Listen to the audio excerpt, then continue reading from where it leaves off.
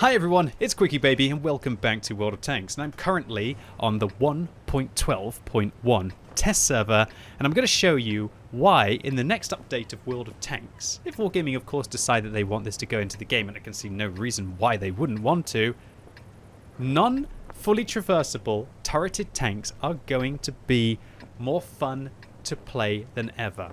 Now, there's always been one thing that has stopped me from playing vehicles like these, and that is that you can't, when inside the sniper mode, turn the gun past where the turret will turn. The reason why I guess that Wargaming do this is because it could be confusing for someone why they can aim behind them but their turret can't actually go all that way. Another reason why these tanks really annoy me is because when you turn the hull to the left and to the right, the gun turret doesn't have any stabilization as well, like you would do on other fully traversable turreted tanks. And so, Wargaming have now got a couple of extra options that you can put. Firstly, you want to enable the horizontal stabilization, of course. And secondly, this is a new one for the 1.12.1 common test server, you can unlock the automatic hull lock inside the sniper mode. And by clicking apply there, hey, I'm testing here in a live process. Now, look at this. We can now, inside the sniper mode, turn the tank all the way round.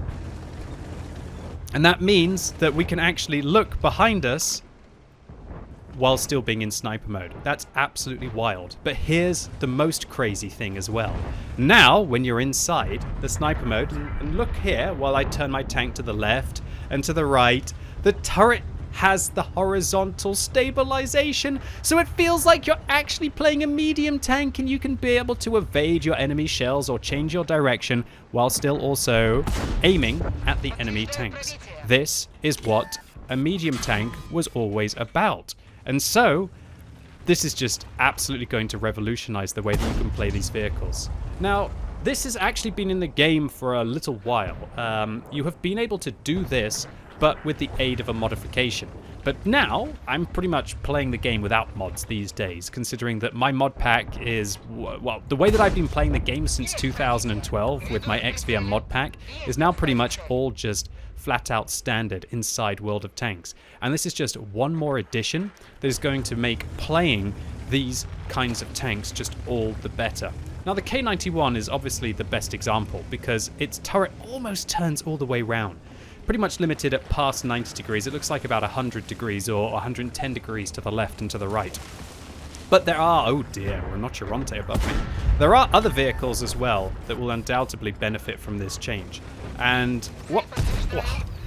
Those are vehicles like non-fully traversable turreted tank destroyers, like the British ones. The FV4005, the Conway, those kind of tanks, ones that you can't fully turn the turrets on, are going to also be revolutionized as well. You really have to try it out for yourself. Would I recommend downloading the entirety of the common test server to be able to? Well, if you're on an unlimited internet data package, yeah, probably, why not? If the K91 has been a tank which you unlocked and you absolutely hated the fact that you couldn't really have that medium tank feel from the horizontal stabilization, maybe it's now going to be the vehicle for you. Will it suddenly be the best tank in the game? I don't know. I think that might be stretching it a little bit. However, will it be a much more enjoyable experience for a lot of players that otherwise just really couldn't get to grips with these kind of vehicles? Sure it will do. Alright, looks like this artillery is actually communicating that they are going to be shooting for me. So I'm going to try and have a go at this Renoceronte, but I've also got to be really careful because A, they've got their artillery too, and B, this is an auto-loading heavy tank that will be able to clap me pretty well indeed. But luckily for me, I can manage to hopefully find a shot into their turrets because, oh, well, that was a surprise. I should probably pressure them while they're reloading, right? There we go. Have a little bit of that, Mr. Renoceronte. How many rounds have you got, old sport? Oh, look at that. Your turret armor doesn't work against my gold. This is why I absolutely hate the Italian heavies. Heavy tank my buttocks. At least if I pay to win, right? They aren't going to be able to deal with that. And so, all in all, this is one of those changes that just absolutely I can thoroughly get behind. And it's bizarre because, obviously, if you saw my video yesterday, you'll know that I thoroughly don't really think the HE changes would be good for the game. And that's probably something that Wargaming have had to put a lot of effort into. Whereas going and making the K91, a vehicle that's already in the game, just feel all the more better that you can actually drive while sniping at the same time, is taking an asset that probably wasn't popular for one of those reasons, and not just flat out making it broken and unbalanced, but making it just so much more convenient for you to be able to play. And I think that that's just a win-win, right? It's got to be a win-win for everyone involved. More changes like this, Wargaming, please. Please, just don't do huge sweeping changes to things that I don't really feel like the majority of players have been asking for. How about you make these little quality of life enhancements in the game? And I have to admit, Wargaming have made a lot of them recently.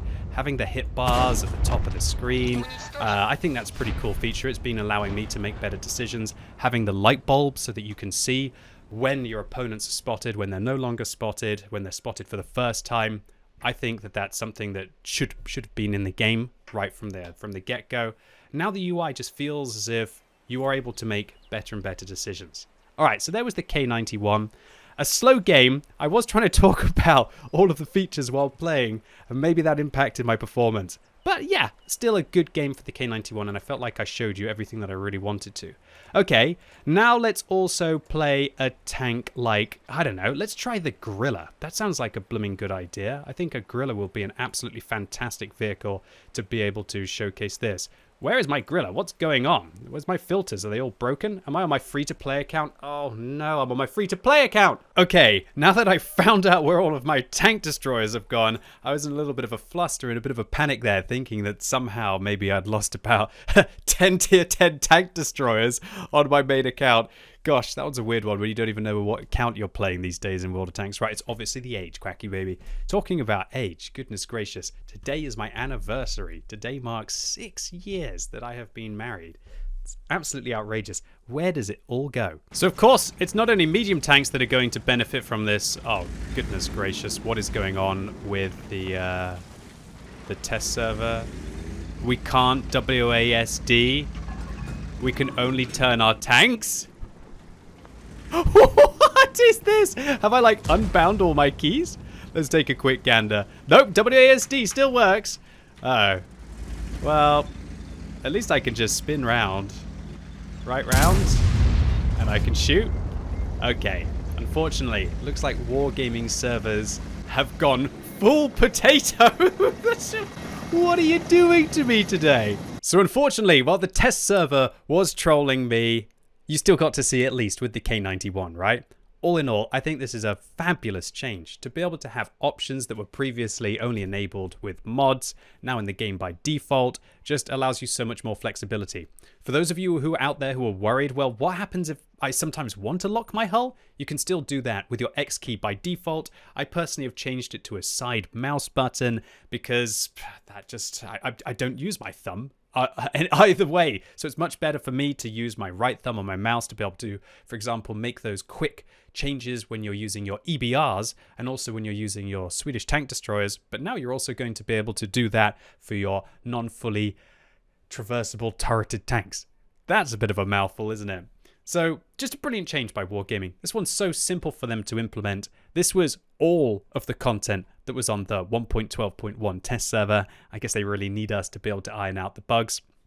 And Wargaming, for all of the hassle that I guess I give you for, in my opinion, the dubious HE changes, I have to admit that sometimes even things that I don't ask for, they definitely get a big thumbs up from me. So that's it for today, ladies and gents. Just a short one today after that mammoth HE review yesterday. I hope you enjoyed the good news that certainly some of the most inconvenient and uncomfortable vehicles will feel better than ever in the next update of World of Tanks. And let me know in the comments if you have any specific vehicles that you have to look forward to that might come back into the meta, or at least maybe not the meta because at least the statistics aren't changing, but ones that you'd probably want to take out onto the battlefield a little bit more now because they feel more convenient. If you enjoyed the video, give it a thumbs up, and if you hated it, give it a thumbs down. And if you're watching this video as it's released on Sunday, it's time for the World of Tanks Tech Tree Showcase live right now on twitch.tv/QuickyBaby. And unlike the common test server,